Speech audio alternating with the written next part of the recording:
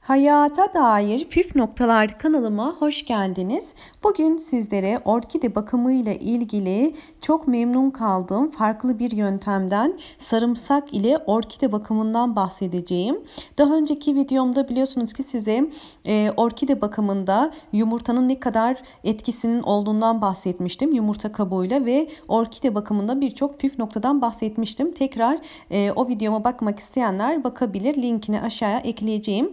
Gelen sorular arasında en çok orkidemizi kışın nereye koymak gerektiğinden bahsedilmiş. Bunu da belirtmek istiyorum ki özellikle günlerin kısa olduğu ve çok güneş alınmadığı günlerde mutlaka orkidemizin bol ışık alan yani bir pencere kenarında olması gerekiyor. Kışın kesinlikle sizlere orkidenizi pencere önüne koymanızı tavsiye ediyorum. Çünkü orkidemizin köklerinin bol bol ışığa ihtiyacı vardır. Ne kadar çok ışık alırsa orkidemiz o kadar canlanacaktır ve daha güzel çiçek ve dal açacaktır.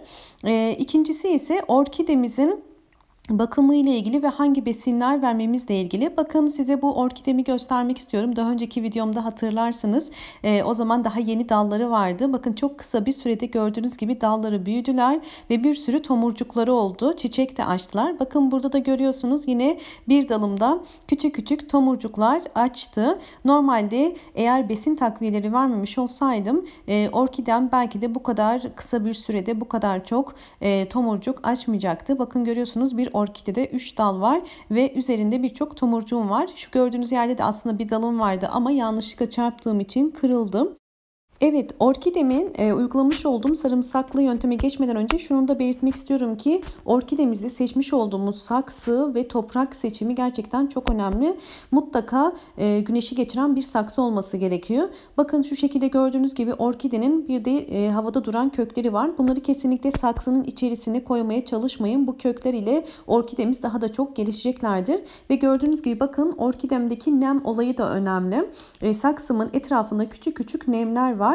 Bu da orkidem için gerekli olan suyun yeterli olduğunu gösteriyor. Yani orkidemizde böyle saksısının içerisinde bu şekilde buharlaşma varsa bu orkidemizin nem olayı için çok önemli. Çünkü orkideler zaten ormanda sulak yerlerde yetiştiği için çok kuru olan bir toprakta orkide gerekli olan gelişimini sağlayamaz. Yalnız su olayını çok dengelemek gerekiyor. Maalesef orkidenin çürümesinde, çiçeklerinin dökülmesinde, dalların büyümemesinin en önemli sebebi orkideye çok fazla su vermemizden kaynaklanıyor. Yani çok fazla su orkideyi öldürür. Bunu bilmek gerekiyor. Çünkü orkidenin köklerinin çürümesine sebep olur ve bu da orkidemizin zaman ile yapraklarının, çiçeklerinin ve dallarının dökülmesine, sararmasına yaprakların ve daha da kötü olmasına sebep olur. Bu yüzden toprak seçimine dikkat etmemiz gerekiyor. Toprağında gördüğünüz gibi ağaç kabuğu ya da torf karışımı suyu geçiren bir yapıda olması gerekiyor. Evet, gördüğünüz gibi bakın orkidemin sağlıklı olması için ben sarımsak kullandım ve bu yöntemi de sizlerle paylaştım.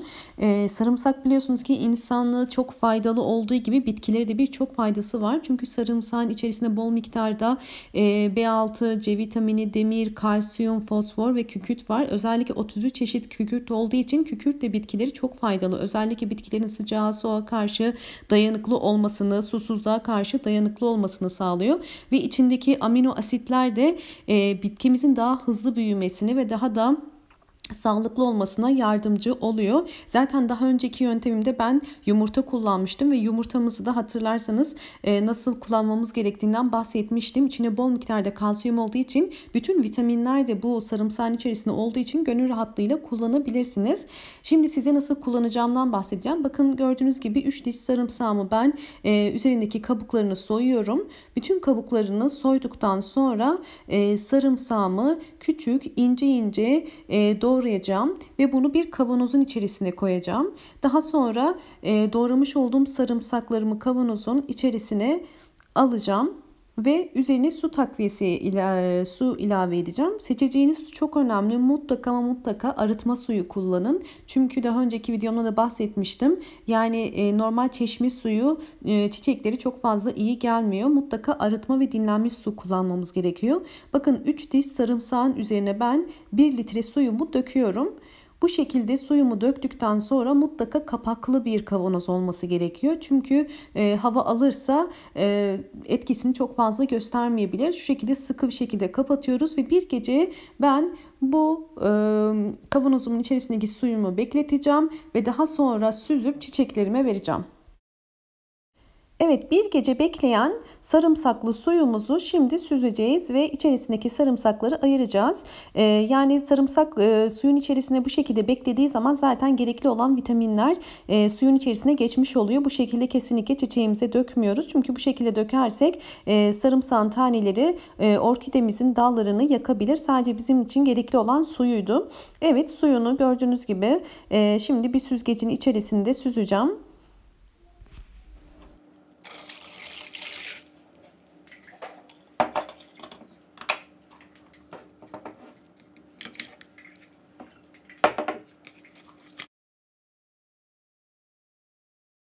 Evet, suyumu süzdüm. Gördüğünüz gibi ben bir tabağın içerisine suyumu koydum. Daldırma yöntemiyle çiçeğimi sulayacağım. Öncesinde şunu belirtmek istiyorum. Bakın, çiçeğimizin suya ihtiyacının olduğunu köklerinden anlayabiliyoruz. Bu şekilde gri rengindeyse köklerimiz, eğer açık yeşildeyse demek ki orkidemizin sulanma zamanı gelmiştir. Şimdi ben bu orkidemi sulayacağım.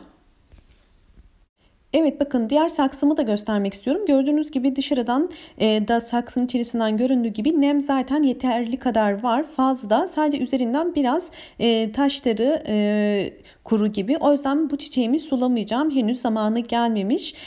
Çünkü kökleri henüz gri haline dönmemiş. Evet, bakın gördüğünüz gibi saksımı bu şekilde daldırma yöntemiyle suluyorum. Bu yöntem çok önemli. Şu şekilde bakın, saksının içerisine koyduğunuz zaman ve kaldırdığınız zaman zaten delikleri yeterince büyük olduğu için suyu süzüyor. Fakat üst kısmını çok fazla sulayamayabiliyoruz. O yüzden bir kaşık ile üst toprağının da yeterli suyu alabilmesi için, üst hava köklerinin de yeterli suyu alabilmesi için bu şekilde bir kaşık ile üstten yavaş yavaş sulayabiliriz.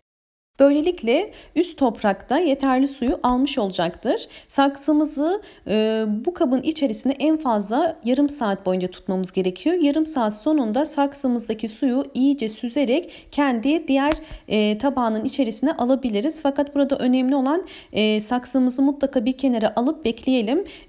Altındaki suyu yeterince süzdüğünden emin olalım. Çünkü saksının altında biriken sular olursa o sular saksının altındaki köklerin maalesef çürümesine sebep oluyor. Bu da dikkat etmemiz gereken püf noktalardan bir tanesi. Evet, diğer yöntemlerden bir tanesi de eğer saksınızın içerisindeki toprağın yeterli suyun aldığını biliyorsanız ama üst toprağının kuru olduğunu fark ettiyseniz bu şekilde bir püskürtme kabının içerisine biraz su koyarak ara sıra toprağımızı üstten sulayabiliriz ya da yapraklarına biraz bu şekilde su fışkırtarak, püskürterek yapraklarının da gerekli havayı almasına yardımcı olabiliriz. Fakat burada dikkat etmemiz gereken kesinlikle yaprakların arasına su girmemesi gerekiyor. Çünkü yaprakların arasına giren fazla su da zaman ile maalesef çiçeğimizin çürümesine sebep olabiliyor. Bu videomu beğendiyseniz kanalıma abone olmayı ve beğen tuşuna basmayı, yeni videolarımdan haberdar olmak için zil sesini açmayı unutmayın. Hoşça kalın, sağlıkla kalın.